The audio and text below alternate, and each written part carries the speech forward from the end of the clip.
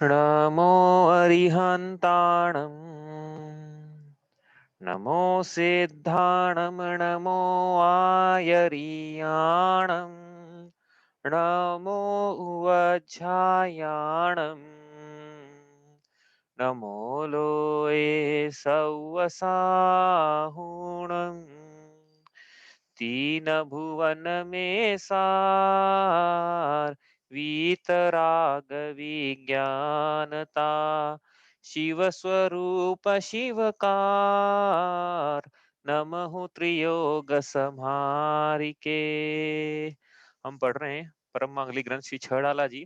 इसकी छठी ढाल में से छह ढालों में से हमारी चल रही है चौथी ढाल की चर्चा, जिसमें पंडित श्री दौलत राम जी ने सम्य ज्ञान के बाद अब चर्चा की है देश चारित्र की। हमारा चल रहा है छंद नंबर 10वां।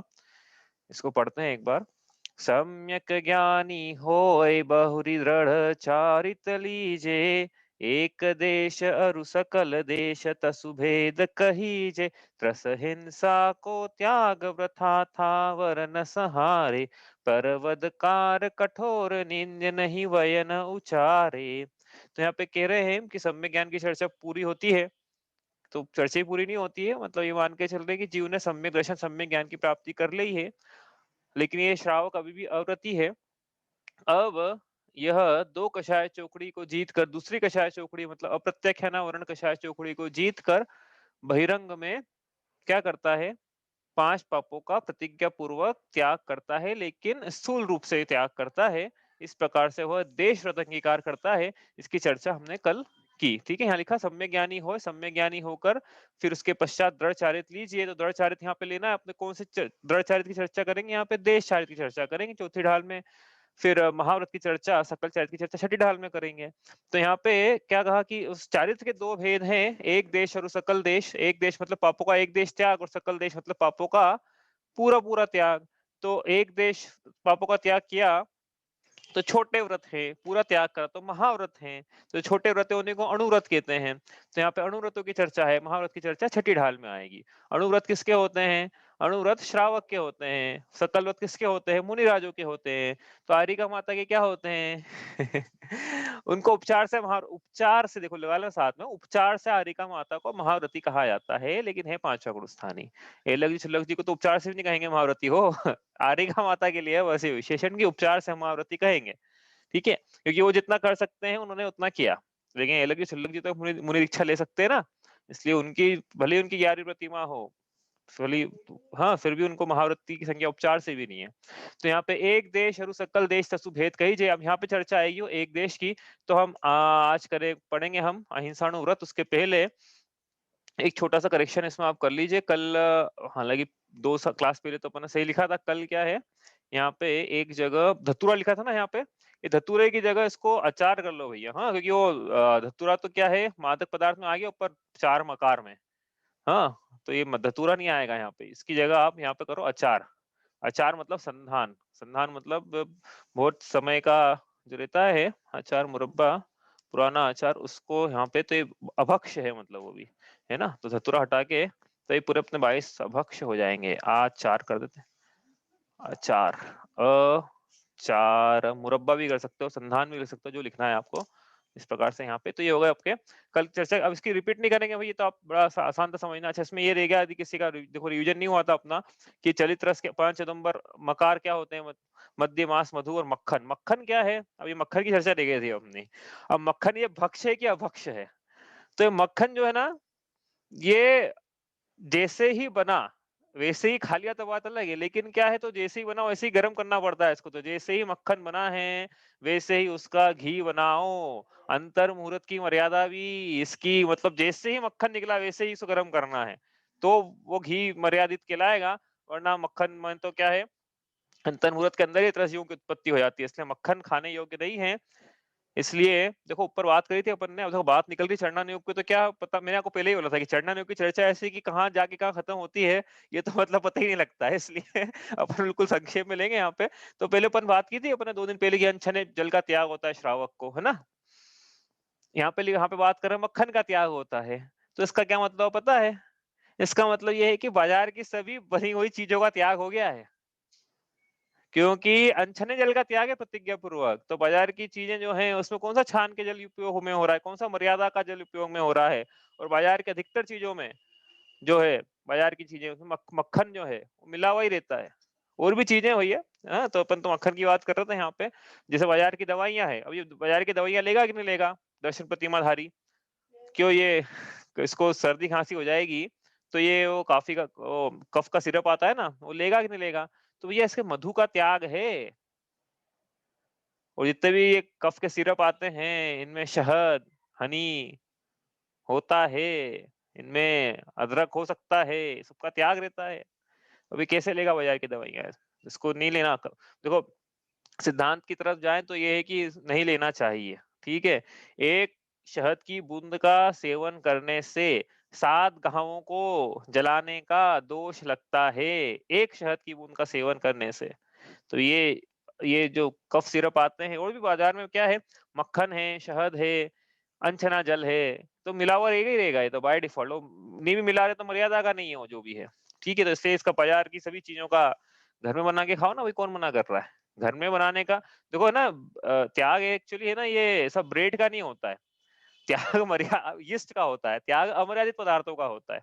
जैसे क्या है, समझ में आ रही है ना बात, कि ये ऐसा त्याग नहीं है जैसे कि हमने बाजार की बनी इन चीजों का। भाई वो जो त्याग है वो उस पर्टिकुलर चीज का है, आप घर में बना के खाओ, ब्रेड का त्याग नहीं है।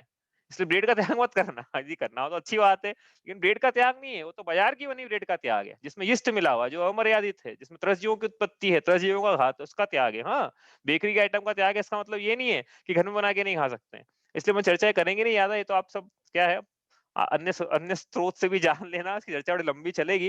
ये तो हो गया अपना मक्खन। अब उदंबर फलों में क्या है, इसमें त्रस जीव पाए जाते हैं, है ना। इसका वीडियो भी मैंने आपको बताया था कि वीडियो आया था अंजीर का, उसको आप खोलोगे त्रस जीव निकलेंगे भर भर के। चलित रस क्या है कि इसका रस बिगड़ गया है, इसका रस बिगड़ गया मतलब उसमें त्रस जीवों की उत्पत्ति हो गई। तुच्छ फल क्या होता है? ये तुच्छ फल मतलब ऐसा फल की जो पूरी तरह से पका हुआ नहीं है, कि उसको आप समय दोगे तो और पक जाएगा वो, उसको तुच्छ फल। तो ऐसा ऐसा क्यों तुच्छ फल का त्याग त्याग क्यों रहता है? कच्चा फल है, क्यों त्याग है उसका? कि भाई उसमें सप्रतिष्ठित वनस्पति की संज्ञा है उसकी। सप्रतिष्ठित वनस्पति मतलब क्या है कि वो प्रत्येक वनस्पति पढ़ा था ना हमने कि एक शरीर का एक स्वामी। तो एक लोकी बनाई थी उसमें घनांगुल का, वहां बताया नहीं था घनांगुल का संख्यात भाग, अभी भी निकल गया मुंह से, लेकिन वो क्या बताना नहीं घनांगुल का संख्यात भाग कितना होता है, उसकी अलग चर्चा है। लेकिन उसमें मतलब आप करना नियोग की अपेक्षा से कथन करें तो घनांगुल का असंख्यात भाग, इतने इतने शरीर बनाना है उसमें, तो असंख्य शरीर भी बन सकते हैं उसके अंदर, ठीक है। तो इतना तो वो लोकी में अधिकतम, और अधिकतम इतने जीव पाए जा सकते हैं। न्यूनतम तो क्या एक ही शरीर, एक ही जीव पाया जा सकता है, इतना तो हो सकता है उसमें प्रत्येक वनस्पति में। लेकिन वो एक एक शरीर के आश्रय से क्या है, अनंतानंत निगोदिया जीव पाए जाते हैं सप्रतिष्ठित वनस्पति में। तो अप्रतिष्ठित वनस्पति में तो असंख्यात हैं, लेकिन सप्रतिष्ठित वनस्पति में अनंत निगोदिया जीव हैं। इसलिए तुच्छ फल खाना एक तरह से जमीगन खाने के समान हो गया, सप्रतिष्ठित वनस्पति खाना एक तरह से गड़ंत खाने के समान हो गया। समझ में आ गई ना बात? इस प्रकार से ये तुच्छ फल का त्याग है। अब केरी खाना है कि, अब इस बहुत सारी बातें निकलती है, अपन क्या चर्चा करती चले जाओ इसकी। तो अब केरी खाना है कि नहीं, कच्चा केला खाना है कि नहीं खाना, वो भी कच्चा है, अब इसलिए कच्चा फल नहीं लिखा है, अभी तुच्छ फल लिखा है। अब ऐसा है कि इसे केरी है या कच्चा है तो क्या है, वो उसकी लंबाई बन गई है ना, लंबा हो गया है वो केला, मतलब इतना बड़ा हो सकता था बड़ा हो गया है, इसलिए कच्चे केले खाने में पूरा बड़ा हो जाए उसकी लंबाई वगैरह तो कोई दोष नहीं है। इस प्रकार केरी खाने में भी पूरी केरी मतलब बड़ी हो जाए, वो जितनी बड़ी बन सकती है उतनी हो जाए, तो कच्ची केरी खाने में दोष नहीं है। वो हो गई अप्रतिष्ठित सप्रतिष्ठित से, ठीक है। अजान फल, अजान फल मतलब ऐसा फल जिसके बारे में पता ही नहीं हमको क्या है ये। ऐसे ऐसे फल भी हमने सुना है, पता नहीं मेरे को, ऐसा सुना है मैंने कि चाइना में जो फ्रूट्स होते हैं ना, वहाँ के फ्रूट भी नॉन वेज है। अब ये कैसे मेरे को नहीं पता, वो देख मैंने रिसर्च भी नहीं करी उसकी, ये सुना था एक से ऐसा कि चाइना के तो फ्रूट भी नॉन वेजिटेरियन है। तो अजान फल भैया, ऐसे फल नहीं खाना है। बैंगन जो है बहुबीज, पता है आपको बहुबीजा जो है, ये कंदमूल, ये सब। ओले का मतलब मैंने कहीं देखा था, भैया किसी ने पूछा ना उससे, ओला मतलब वही बरसात का ही ओला है। तुषार मतलब बर्फ है। दही बड़ा की जगह वो दीदी ने पूछा था मुझसे कि दही बड़ा क्या है, वो दही बड़ा नहीं होगा था में, वो घोर बड़ा लिखा हुआ है, ठीक है। तो ऐसे घोर बड़ा कर लो, घोर बड़ा का मतलब द्विदल हो जाएगा। घोर बड़ा मतलब द्विदल, द्विदल मतलब जैसे दही बड़ा जो है द्विदल है, ठीक है। बाकी तो ठीक है, स्पष्ट है। बाकी तो मिट्टी है, विष है, विष है, ये विष नहीं है, विष कर लेना इसको, विष जल्दी जल्दी लिखा था, कल थोड़ा एंड में टाइम नहीं था इसमें। हाँ ठीक है, विष, आचार और रात्रि भोजन। ठीक है, इस प्रकार से 22 अभक्ष्य हो गए। चलो ये चर्चा हुई अपनी, अब आगे चलते हैं। यहाँ से कुछ पूछना है इसमें आपको? अब यहाँ से बात करेंगे अपन पहली प्रतिमा में अहिंसाणु व्रत की। अणुव्रत किसे कहते हैं? प्रतिज्ञा पूर्वक पापों का एक देश त्याग करके जो व्रत अंगीकार किए जाते हैं उसे अणुव्रत कहते हैं। 5 पाप होते हैं, 5 पापों का स्थूल रूप से त्याग किया तो 5 अणुव्रत अंगीकार किए दर्शन प्रतिमाधारी जीव ने। अब ये दर्शन प्रतिमाधारी बोल रहे हैं, भाई किसी को ऐसा लगा होगा कि भैया ये तो दूसरी प्रतिमा की चीज है, आप पहली में कैसे बता रहे हो? तो स्पष्ट करेंगे जब दूसरी प्रतिमा पढ़ेंगे तब। अभी पहली प्रतिमा में लेना है इसको, दर्शन प्रतिमा में। ठीक है, तो पहला क्या है? अहिंसाणु व्रत। मतलब क्या है? हिंसा का एक देश त्याग करना है। ये लिखा, अपन पंक्ति पढ़ते हैं यहाँ पे। ठीक है, क्या लिखा है यहाँ पे? देखो, त्रस हिंसा को त्याग वृथा थावर न सहारे। इस पंक्ति का अर्थ करें पहले, फिर हम आगे चलेंगे। दूसरी पंक्ति में फिर सत्यानुव्रत, पहली में ये त्रस हिंसा लिखा है, इसमें अहिंसानुव्रत की चर्चा है। तो अहिंसानुव्रत क्या होता है? त्रस जीव, त्रस हिंसा का त्याग होता है। किसके? प्रतिज्ञा पूर्वक। देखो त्याग सभी के होता है, जैन कुल में पैदा हुआ है ना, त्याग है उसके। लेकिन प्रतिज्ञा पूर्वक आजीवन त्याग, चाहे कुछ हो जाए हम त्रस जीवों का घात नहीं करेंगे, ऐसा त्रस जीवों की हिंसा का त्याग होता है। और स्थावर जीवों का क्या करेंगे भैया? स्थावर का भी तो लिखा है कि स्थावर न सहारे, स्थावर का भी घात नहीं करता है। कौन? दर्शन प्रतिमाधारी। और भाई जो बात अपन, एक बात ध्यान रखना, बात बता देते हैं हमेशा के लिए जब तक ये ढाल चलेगी, कि जब दूसरी प्रतिमा की बात करेंगे ना, तो उसमें पहली प्रतिमा के जो भी व्रत है चर्चा वो इंक्लूडेड है। मतलब दूसरी क्लास में बच्चा प्रमोट हुआ है तो पहली क्लास का तो आता ही है उसको।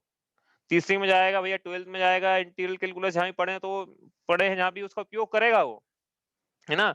तो ये पहली प्रतिमा का बोल यद्यपि रहे हैं, लेकिन ये आगे तक के लिए, आगे तक के लिए, कहाँ तक के लिए? 11वीं प्रतिभा तक के लिए, मुनि दीक्षा के लिए नहीं। दूसरी बात ध्यान रखना हमेशा, कि यहाँ पे जो चर्चा चलेगी वो सिर्फ श्रावकों की है, मुनिचर्या की चर्चा नहीं करेंगे यहाँ पे। मुनिचर्या की चर्चा नहीं है। इसलिए ये आप, हम बोल रहे हैं आजीवन, तो आजीवन में दो बातें लगाना, या तो आजीवन या फिर जब तक मैं मुनि दीक्षा नहीं लेता हूँ तब तक, जब तक मेरा मरण नहीं होता है तब तक। ये इस प्रकार से है। ऐसा नहीं है कि ये पंक्ति मुनि दीक्षा में भी आप अप्लीकेबल कर दो, उनकी पंक्ति अलग चलेगी, षटकाय जीवन हनन्ते। वहां चलेगा अहिंसा महाव्रत, यहाँ चल रहा है अहिंसा अणुव्रत, है ना? तो ये सारी चर्चा, ये तो ठीक है अणुव्रत में। अभी आएंगे दिग व्रत, देश व्रत, गुण व्रत, शिक्षा व्रत। ये सब बातें सिर्फ और सिर्फ प्रतिमाधारी श्रावकों के लिए है, मुनिराजों के लिए नहीं है। मुनिराजों की चर्चा अलग आएगी, उनके व्रत अलग होते हैं, अलग प्रकार से होते हैं। सारी चर्चा श्रावकों की है, इसलिए मुनिराजों पे अप्लाई अप्लाई मत करना कि मुनिराज भी ऐसा ही करते होंगे। वो करेंगे, वो जो करेंगे उनकी चर्चा पर अलग से देखेंगे। ठीक है, तो क्या दो बातें हैं कि दूसरी प्रतिमा में पहली प्रतिमा इंक्लूड है, तीसरी में पहली दूसरी इंक्लूड है, 11वीं में पहली की 10 इंक्लूड है। तो जो बात यहाँ कर रहे हैं वो आगे 11वीं प्रतिमा तक लगाना है। ठीक है ना? और फिर जैसे जैसे अपन वहां आगे क्वालिफाई करते जाएंगे, वो देख समझते जाएंगे कि कौन सी बात किसमें अब नहीं लग रही है अप्लीकेबल। ठीक है, क्योंकि अभी सौदा संतोष पढ़ेंगे, फिर ब्रह्मचर्य प्रतिमा में उसका भी त्याग हो जाएगा। तो वो अपन जहाँ आगे बढ़ते जाएंगे तो लगाते चले जाएंगे, उसमें वैसी वैसी बात घटित होती चली जाएगी। ठीक है, लेकिन वो पहले की इंक्लूड करते जाना उसमें। ठीक है, तो यहाँ लिखा है कि जो दर्शन प्रतिमाधारी होता है ना, 11वीं प्रतिमा तक सब लगेगा, उसके त्रस जीवों की हिंसा का त्याग होता है और स्थावर जीवों की हिंसा का भी त्याग होता है। ऐसा लिखा है क्या कि नहीं? साथ में एक उन्होंने विशेषता लगाई, व्रथा।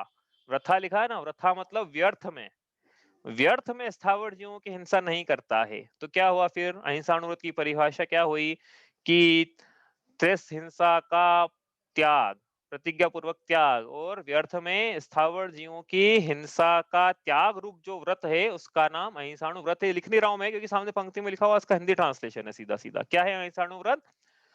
स्थावर जीवों, इसमें हाँ, अपन स्थावर जीवों की हिंसा का, स्थावर जीवों की हिंसा का व्यर्थ, व्यर्थ में स्थावर जीवों की हिंसा का त्याग, और त्रस जीवों की हिंसा का त्याग, हाँ, प्रतिज्ञा पूर्वक त्याग। ऐसा त्याग जो पापों का किया है, हिंसा का किया है, इससे जो व्रत बना है वो है अहिंसाणु व्रत। ठीक है, अब इसको समझते हैं कि इसका क्या मतलब है। पहली चीज तो यही समझ लेते हैं अपन कि इसको अणुव्रत को क्यों बोला, तो अणुव्रत क्यों बोला इसको, चलो अपन देखते हैं बाद में। पहले अपन क्या क्या पूछ रहे थे?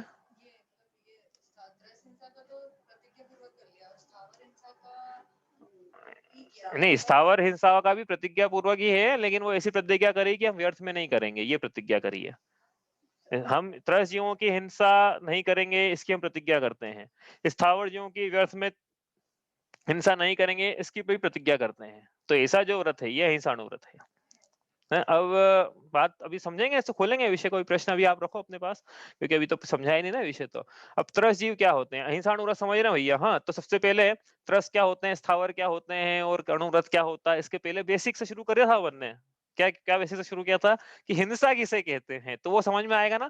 तो ये त्रस, हिंसा को त्याग, व्रत, थावर, सारे ये थोड़ा विस्तार से अच्छे से समझ पाएंगे, क्योंकि हिंसा की जब भेद करेंगे ना, तो बड़ा, अभी मैंने एक शब्द नहीं बोला जानबूझ के, वो भी समझेंगे अपन, फिर बोलेंगे वो शब्द, क्योंकि वो डेफिनेशन, वो शब्द लिखना जरूरी है। तो अब क्या है हिंसा की परिभाषा? हिंसा किसे कहते हैं भैया, बताओ? हिंसा की परिभाषा बताई थी हमने। हाँ, हिंसा की परिभाषा बताओ। मन, वचन, काय से कृत, कारित, अनुमोदना से, अनुमोदना, अनुमोदना से, इसके बाद क्या? कृत, कारित, अनुमोदना, सम, समारंभ, आरंभ से, समारंभ, समारंभ, आरंभ, इसको पहले लिखना था एक्चुअली, आरंभ से, क्रोध, मान, माया, लोभ के वश में होकर, क्रोध, मान, ये सब लिखना पड़ रहा है एक एक करके, कारण है इसका। माया, लोभ के वश में होकर, होकर क्या? वो परिभाषा पहले लिखी थी अपन ने, अब लिखना वो परिभाषा, वहां नहीं बताई थी ये, ऐसा नहीं था कि हमको याद नहीं थी, वो विषय नहीं था वहां पे, विषय वही आया है। ये तो वहां वो परिभाषा लिखते तो फिर वो अलग ही विषय हो जाता। वश में होकर क्या? स्व और पर के परिणामों को संश्लेषित करना, स्व और पर के परिणामों को, भावों को, अवस्थाओं को, गुणों को, पर्याय को क्या करना? संश्लेषित करना, संश्लेषित करना, यह हिंसा की परिभाषा है। याद रहेगी ना ये परिभाषा भैया? हम्म, आसान थी ना? आलोचना पाठ जिसको याद है, वही है, समरम, समारंभ, आरंभ, मन, वचन कीने प्रारंभ, कृत, कारित, मोदन करी के, क्रोधाधिक चतुष्टय धरी के, शत 8 जु इमि भेदन्ते, अघ कीने पर छेदन्ते। अघ मतलब पाप। तो ये 108 प्रकार से है भगवान मैंने पाप किए हैं, तो 108 कैसे हो गए? मन, वचन का ये 3, कृत, कारित, अनुमोदना 3, समरम, समारंभ, आरंभ 3, क्रोध, मान, माया, लोभ ये 4। तो 3 9 और 4 कितने हो गए? 13 हो गए ना? 108 कैसे हुए? क्योंकि जोड़ना नहीं है, मल्टीप्लाई करना है। क्यों मल्टीप्लाई करना है? कि इनके कॉम्बिनेशन बनाना है ना, तो कॉम्बिनेशन मल्टीप्लाई होता है। जिससे मन से कहा, मन से कृत, मन से मैं नहीं करूंगा समरम का कार्य, क्रोध के वशीभूत होकर। तो ये हुआ क्या है? स्मन, कृत, समरम, क्रोध, इस प्रकार से एक हुआ ये। इस प्रकार 108 पंक्तियां बनेगी। तो इस प्रकार 108 प्रकार से पूछा प्रमाण सागर जी से ना बहुत से लोगों ने कि मुनिराज 108 क्यों लिखते हैं? 108 श्री आचार्य श्री विद्यासागर जी मुनिराज, ऐसा क्यों लिखा जाता है? हम्म, ऐसा उन्होंने एक उत्तर ये भी दिया था, उसमें से बहुत सारे दिए थे, सारे तो मुझे याद नहीं है। एक उत्तर ये भी दिया था कि मुनिराजों के 108 प्रकार की हिंसा का पूरा पूरा पूरा पूरा आजीवन के लिए त्याग होता है। इस प्रकार से और भी बातें बताई थी उन्होंने। 108 का अलग अपने विशेष है, नो मतलब उन्होंने बताया था सब कुछ, उतना विषय नहीं है अभी। चलो, मन, वचन, काया से कृत, कारित, अनुमोदना से। अब ये क्या है? मन, वचन, काया से कृत, कारित, तो मन से, वचन से, काया से तो हम सब जानते हैं, वही मन किसे कहते हैं, वचन किसे कहते हैं और काय किसे कहते हैं। अब ये कृत, कारित, अनुमोदना क्या होती है? कृत, कारित होना मतलब, कृत मतलब करना, कारित मतलब करवाना, और अनुमोदना मतलब कोई दूसरा करे तो उसकी अनुमोदना करना। तो स्वयं, उदाहरण के लिए स्वयं ही हिंसा करना। चलो, हमको हम व्रती हैं तो हम स्वयं नहीं करेंगे, हम दूसरे से करवाएंगे, तो वो कारित हो गया। और ऐसा भी नहीं कि कोई दूसरा हिंसा करके आ गया, बहुत अच्छा किया यार आपके यहाँ तो होली जो ना बहुत शानदार मनाते हैं, होली का जो त्योहार है ना, वो होलिका जलाते हैं रात में। क्या हुई है? वचन से अनुमोदना हो गई। वचन से लिखा ना, वचन से अनुमोदना आगे लगाते हैं ना, वो कौन कौन सी कर रहे हैं अपन वचन, वो मन में ख्याल आ गया कि इनके तो बकरा ईद का बड़ा अच्छा प्रोग्राम बनता है। कोई बोलेगा नहीं हालांकि अपने में से ऐसा। तो ये मन से अनुमोदना हो गई हिंसा की। हम्म, ये हो गया ना? ठीक है ना? तो आसान है। आगे चले, संभ्रम, समारंभ, आरंभ। संभ्रम क्या होता है ये? अब संभ्रम ऐसा कार्य है कि भाई, जो कोई हम कार्य करने का संकल्प मात्र करें, मन में विचार करें बस कि ये कार्य करना है, वचन से बोले या काय से भी हम वो विचार ऐसा करने की प्रयास करने लगे, तो ये संभ्रम हो गया। ठीक है, संकल्प मात्र करना। समारंभ मतलब वो जो कार्य का संकल्प किया है, उस कार्य को करने के लिए साधन जुटाना, यह है समारंभ। और आरंभ ये शब्द बार-बार सुना होगा आपने कि रात्रि में आरंभ नहीं किया जाता है। आरंभ मतलब वो कार्य करना शुरू करना, जिसका संकल्प किया था, जिसके साधन जुटाए थे, और वो कार्य करने ही शुरू कर देना, यह है आरंभ। तो संभ्रम, समारंभ, आरंभ। अब ये क्रोध, मान, माया, लोभ तो आपको पता है क्या है? पूछें किसी से? 2-3 बार हो गया है ये। जब क्षमा, मार्दव, आर्जव और शोच स्वभावी आत्मा अपने स्वभाव का आश्रय छोड़कर पर विभाव रूप परिणमित करता है, तो स्वभाव रूप परिणामों को क्रोध, मान, क्रमशः क्रोध, मान, माया, लोभ कहते हैं भाई। बड़ी परिभाषा पढ़ी थी ये तो अपन ने। तो इसके वश में होकर, ये तो देखो, ये तो असामान्य विषय है, अपन थोड़ा फास्ट चला रहे हैं, तो सबको मेरे को ऐसा लगता है पता होगा। देखो मैं बार-बार ऐसा बोल रहा हूँ, पता होगा इसका मतलब ये नहीं किसी का अपमान करने के लिए, लेकिन नहीं पता तो आप पूछ लेना। ठीक है? स्व और पर के परिणामों को संश्लेषित करना, बात तो ये थी। तो इसमें क्या है, सबसे पहले स्व लगाया है, फिर पर लगाया है। ठीक है? तो स्व की हिंसा ज्यादा, मतलब स्व की हिंसा ना हो जाए हमसे। ठीक है? और पर के परिणामों को संश्लेषित करना, ऐसा लिखा है। परिणाम का मतलब बताया मैंने, भाव है, अवस्था है, गुण है, पर्याय है, जो भी उसकी जैसी भी अवस्था है, उसको बोला है परिणाम। और संश्लेषित करना, संश्लेष का मतलब क्या होता है? अभी अपन ने लिखा था पहली ढाल में, कहाँ लिखा था अपन ने? अति संक्लेश भाव ते मरियो, घोर शब्र सागर में पड़ियो। कौन? तिर्यंच जो है, अति संक्लेश भाव से मरण होता है उसका। संक्लेश भाव से मरण करेगा तो कहाँ जाएगा? तो नरक में जाता है, ऐसा पढ़ा था आपने। संक्लेश मतलब क्या होता है बताओ? संक्लेश मतलब,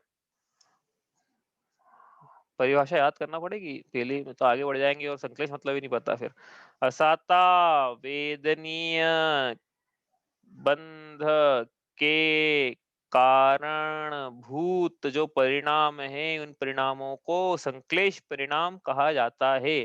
जैसे, जैसे क्या? मोह के परिणाम, विषयानुराग के परिणाम और द्वेष के परिणाम। विषयानुराग के परिणाम और द्वेष के परिणाम, ये परिणाम संक्लेश परिणाम है।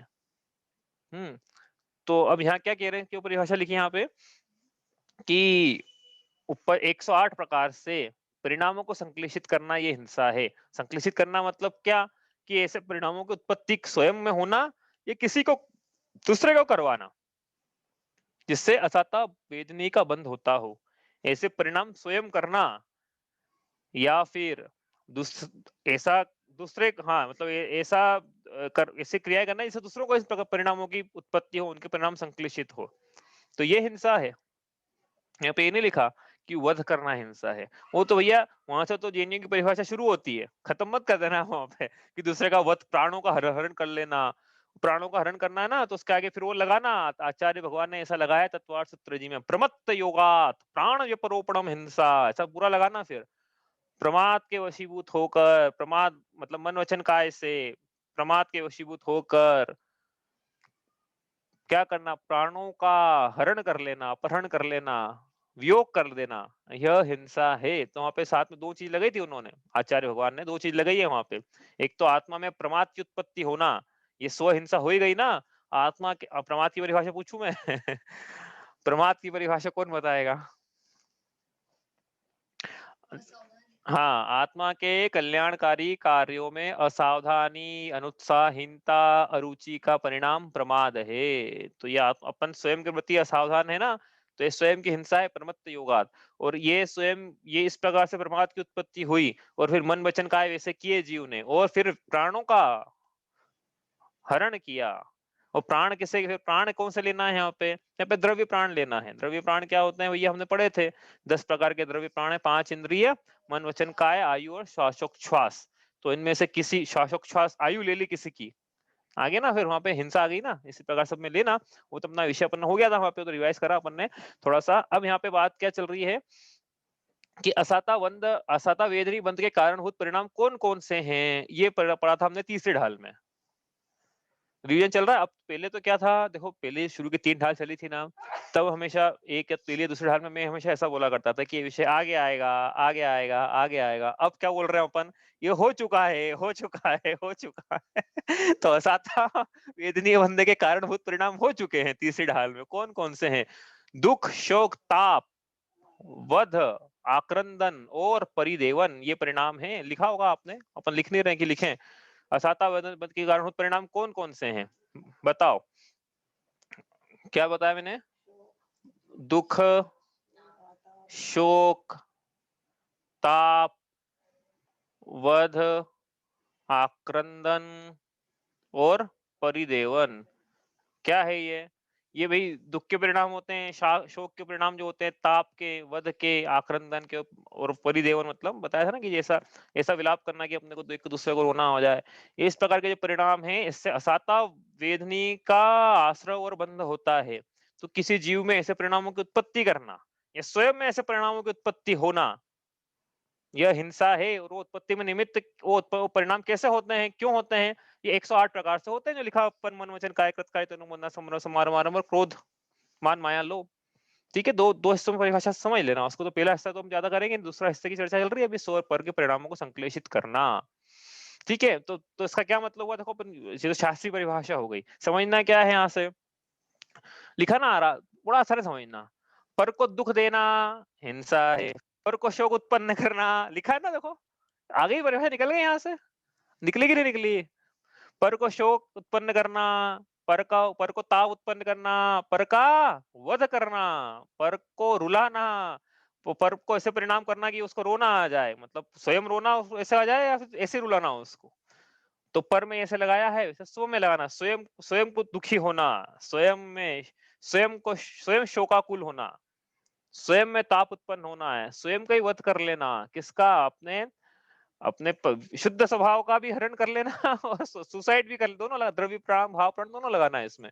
और स्वयं रोना और स्वयं ऐसा विलाप करना कि दूसरों को रोना आ जाए, इस प्रकार से हो गई सब हिंसा की परिभाषा पूरी आगे घटित हो गई इसमें। ये तो हम अपन बोलते थे ना कि भाई दूसरों को मारना आ गया ना इसमें, वध करना, और सभी परिणाम आ गए हैं।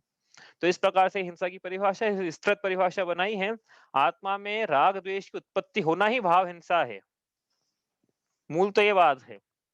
स्व के परिणाम संश्लेषित हो रहे हैं ना, ये असाता वेदनी असाता वेदनी बंध के कारणभूत परिणाम से स्वयं में राग द्वेष की उत्पत्ति हो रही है, स्वयं के वीतराग स्वभाव का घात कर रहा है जीव, इसलिए स्वयं की हिंसा कर रहा है, इसलिए धर्म का धारण नहीं कर रहा है। इसलिए कहा अहिंसा परमो धर्म, कि दूसरों को भी न घात करो, द्रव्य प्राण और भाव प्राणों का, स्वयं के भी द्रव्य और भाव प्राणों का घात न कर रहा, ये अहिंसा है।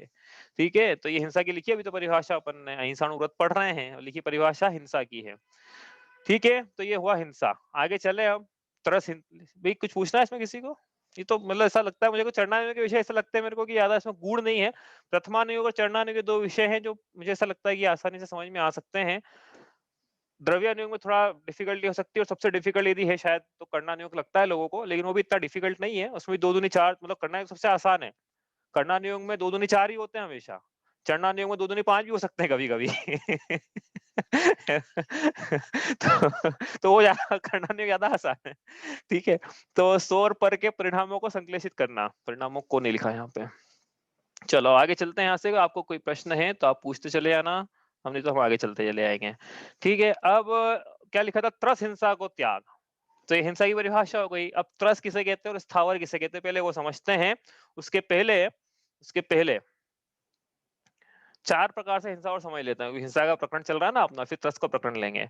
ये तो हो गया 108 प्रकार से। चार प्रकार से इसकी जरूरत पड़ेगी अपने को एक्चुअली, क्योंकि वो अणुव्रत चल रहे हैं ना, इससे चार अलग प्रकार से भी हिंसा क्या होती है समझना हमको होगी। वो सबको पता है चार प्रकार से हिंसा कौन कौन सी और होती है। बताओ, चार प्रकार से, अन्य प्रकार से हिंसा के भेद किए हैं। चार प्रकार से हिंसा है, चार प्रकार की हिंसा, ऐसा कर लेते हैं, चार प्रकार की हिंसा। अन्य प्रकार से भेद है, मतलब अन्य अन्य प्रकार से कर सकते हैं ना भेद किसी भी चीज के। तो पहला क्या है? संकल्प, संकल्पित हिंसा, संकल्प पूर्वक। दूसरा आरंभी हिंसा, अभी ऊपर भी आ गया आरंभी, वही वाला आरंभ है बस, ये आरंभी। तीसरा उद्योगी हिंसा, ये जरूरी है हाँ समझना, ये चार प्रकार की हिंसा, नहीं तो आप बोलोगे क्यों समझ रहे हैं ये, क्योंकि अभी बात समझ में आया क्यों जरूरी है ये। विरोधी हिंसा, अब ये क्या है? संकल्प पूर्वक हिंसा, जैसा नाम है वैसे ही है। संकल्प पूर्वक, संकल्प हिंसा नाम है उसका, एक्चुअली संकल्प पूर्वक नहीं करो, संकल्प हिंसा कर लेते हैं इसको, संकल्प हिंसा। और संकल्प हिंसा क्या होती है कि जहां जीव संकल्प कर ले कि मुझे जीवों का घात करना ही है, और ऐसा घात, ऐसा संकल्प मात्र से ही हिंसा हो गई। और जो ऐसा काय से करी वो बात तो अलग, लेकिन संकल्प मात्र से हिंसा है कि मैं जीवों का घात करूंगा, मैं मारूंगा, इस प्रकार से संकल्प कर लेना, ये संकल्प हिंसा है। कैसे होती संकल्प हिंसा? हम्म होती संकल्प हिंसा कैसे होती है भैया? अभी अपन देखो, अपन अपनी क्या बात करें हाँ, कैसे होती संकल्प हिंसा? हाँ, चींटियां आ रही है तो अपन, हाँ, अपन डीडीटी डाल दें ये संकल्प करके कि ये ऐसे ये खाएगी मर जाएगी, तो ये संकल्प हिंसा है। पेस्टिसाइड घर में डाल लें और ये इस बुद्धि से डाल लें हम संकल्प करके पेस्टिसाइड से हम जीवों को मार देंगे। हाँ, घर में हम और भी टाइप के पेस्टिसाइड रखे, और वो आता है ना, वो लाइट लगाने को, वो लाइट लगी थी रेस्टोरेंट में लगी रहती है, आएंगे वहां से कीट पतंगे आएंगे, इलेक्ट्रोक्यूट हो जाएंगे। बेड भी आते हैं ऐसे, वन मच्छर पर चलाएं ऐसे और वो इलेक्ट्रोक्यूट हो जाए। इलेक्ट्रोक्यूशन मतलब समझते हो ना, बिजली गिर जाए, जैसे हम जा रहे हैं सड़क पे बिजली गिर जाए, ऐसी बात हो गई वो तो ये संकल्प हिंसा है। ठीक है। हाँ, आप ऑल आउट लगाना ये भी संकल्प हिंसा में आता है भैया। हाँ, ये तो सब सूक्ष्मता है, अपन ज्यादा विस्तार से जान नहीं रहे हैं।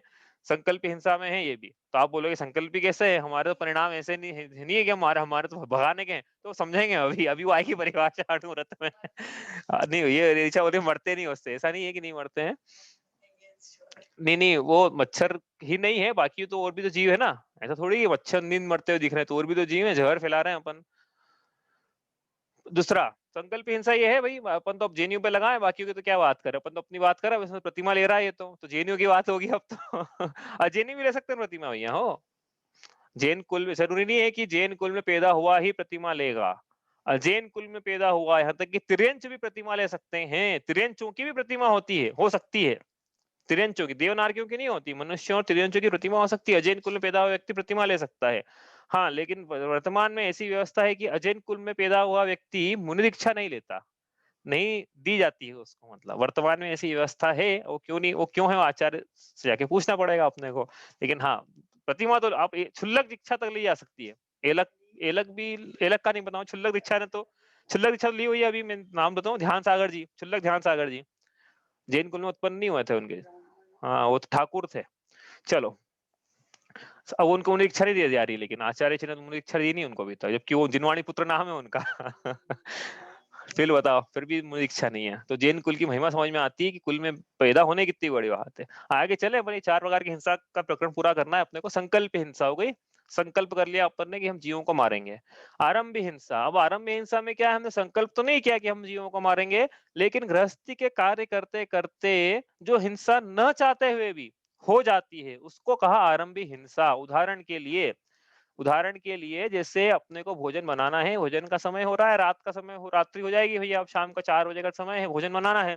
अब प्लेटफॉर्म पे आ रही है चींटियां, अपन का रास्ता देखें कि कब ये चींटियां जाएं और हम कब रसोई शुरू करें।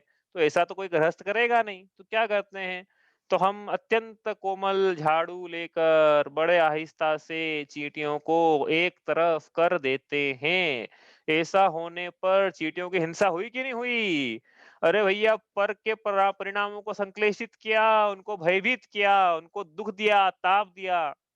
हो सकता है एका चींटी की विराट ना हो जाए, एका चींटी की शरीर जो है उसमें कुछ हो जाए, प्लस माइनस।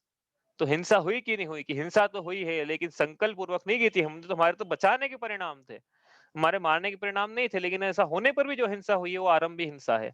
मतलब गृहस्थी के कार्य करते करते जो हिंसा होती है वो आरंभी हिंसा है। उद्योगी हिंसा, कि भाई उद्योग करते करते जो हिंसा हो रही है।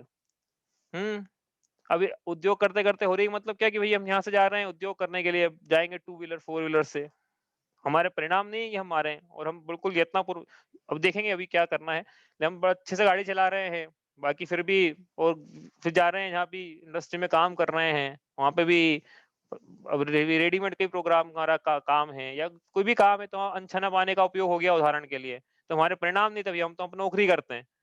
हाँ, या फिर व्यापार भी कर रहे हैं, तो उद्योग में जो हिंसा हो रही है वो उद्योगी हिंसा है। ठीक है। अब एक बात यहाँ पे ध्यान रखना है उद्योगी हिंसा में, कि उद्योग में हिंसा हो जाए नहीं चाहते हुए तो वो क्षम्य है, लेकिन हिंसा का ही उद्योग कर लेना यह किसी भी प्रकार से क्षम्य नहीं है। अब हिंसा का उद्योग क्या होता है? लेदर का बिजनेस कर लेना, दवाई की दुकान खोल के बैठ जाना। अभी दवाई की दुकान में क्या उद्योगी हिंसा है कि हाँ भैया वो परिणाम ही ऐसे रहते हैं। कौन दवाई की दुकान वाला ये चाहता है कि मेरी दुकान बंद हो जाए, आज मेरा धंधा बिल्कुल नहीं चले। परिणामों में हिंसा चल रही है कि लोग खूब, वो बोल ही नहीं पाएगा, क्या नहीं बोल पाएगा, यत् सुखम त्रिषु लोकेषु व्याधि व्यसन वर्जितम अभयम क्षेमम आरोग्यम स्वस्तिरस्तु विधीयते, बोल ही नहीं पाएगा ऐसा कि हे भगवान मेरी दुकान, मेरे जो कस्टमर है ना उन पे ये अप्लीकेबल नहीं है शांति धारा का ये मंत्र, बाकी दूसरों पे अप्लीकेबल रखना, मेरे कस्टमर तो क्या बीमार पड़े। तो ये इसलिए उद्योग, हिंसा का उद्योग नहीं होना चाहिए। ठीक है, अब और भी चीजें हैं भैया इसमें आप लगाते चले जाना। आगे चले अपन तो विरोधी हिंसा। विरोधी हिंसा क्या है कि देव शास्त्र गुरु पे कोई आक्रमण करे, देश पर कोई आक्रमण करे, हम पर कोई आक्रमण करे तो हम उसका प्रतिकार करेंगे। हमारे कुटुंबियों पे कोई आक्रमण करे तो हम उसका प्रतिकार करेंगे, नहीं चाहते हुए भी हमें हिंसा का सहारा लेना पड़ सकता है वहां पे। तो ये जो हिंसा है कि हमें अपना प्रतिकार किया, स्वयं की रक्षा करी, अपने देव शास्त्र गुरु की, अपने धर्मायतनों की, अपने देश की, अपने राष्ट्र की, अपने कुल की, अपने कुटुंब की, स्वयं की, शरीर के प्राणों की रक्षा करी है। तो ये जो हिंसा हो रही है रक्षा करने में, कोई आक्रमण कर रहा है हम पे, तो हम क्या करें भैया, हमें शक्ति है तो हम प्रतिकार करें उसका। देव शास्त्र गुरु पे कोई उंगली उठाए, हमें शक्ति है तो प्रतिकार करें। तो ये जो हिंसा हो रही है ये विरोधी हिंसा में है। चार प्रकार की हिंसाएं हैं।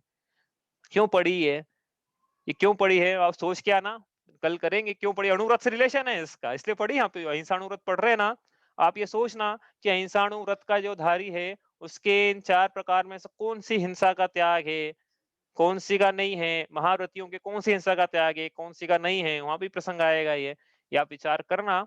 आज अपन इतना ही करते हैं, क्लास भी लेट शुरू हुई थी। आपको कोई प्रश्न है तो आप पूछ लीजिए इसमें।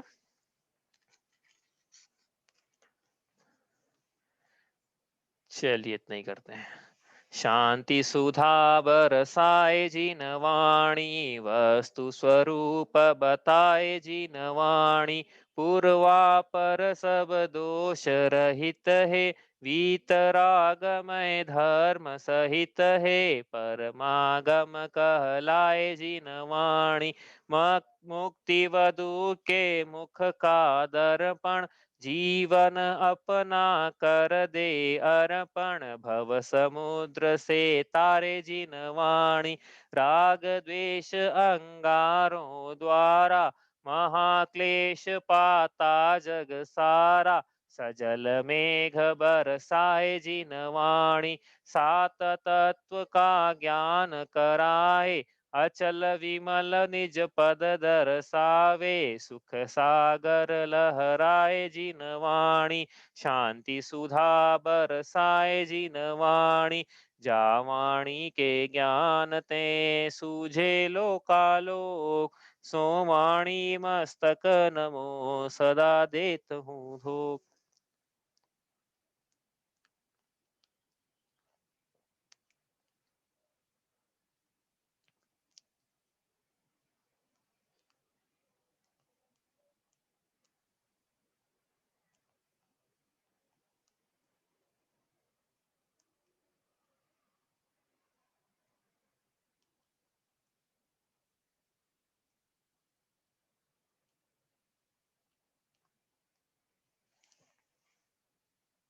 जय जिनेन्द्र। जय जिनेन्द्र। जय जिनेन्द्र। जय जिनेन्द्र।